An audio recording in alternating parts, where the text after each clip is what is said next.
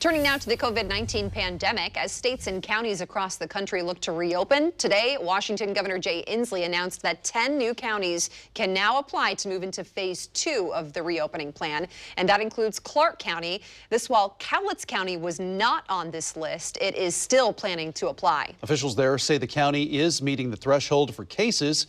Meanwhile, cities are trying to figure out their role within the state's stay-home proclamation. Fox 12's Audrey WEIL shows us how Kelso city councilors are weighing in when it comes to enforcement. Tonight, Kelso city councilors discussed a proclamation that would have instructed police and city employees to not enforce the governor's stay-home directives for businesses. But after some back and forth, the council ultimately voted against it. Outside Kelso City Hall Tuesday night,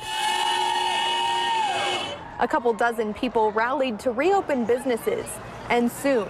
We're going to see a Great Depression like we've never seen if this stays on this track the way we're going right now. Cowlitz County health officials announced Tuesday they believe the county's ready to move to phase 2 of reopening, which allows for things like restricted in-store retail and restaurant service and salons. At the same time, Kelso city councilors held a virtual meeting to weigh in on city enforcement of state restrictions. One of the council members introduced a proclamation for discussion that read in part, to alleviate liability concerns to our city by instructing law enforcement and city officials to not enforce Governor Inslee's proclamations against businesses operating at any capacity, with points including no clear, concise end to the orders, confusion, and Kelso police and staff being city employees, not state employees. Another council member agreed. This proclamation is not about going against the governor's orders.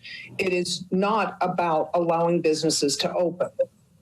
In toddler terms, when the tattletaling begins, it is not the duty of Kelso police or staff to put a business in timeout. But the city attorney brought up concerns of potentially violating the governor's directives and interfering with the police department's own discretion. She, the city manager, and police chief advised against the proclamation. I feel like if this proclamation was passed, it would create an expectation from the public that people could do what they want, and that would probably cause us some strife. The police chief also saying it's crucial for everyone to be on the same page as the county works to enter phase 2. The Kelso police chief also said that they haven't had to take any sort of enforcement action against a business so far, that they've had positive experiences just educating people. In Kelso, Audrey WEIL, Fox 12 Oregon.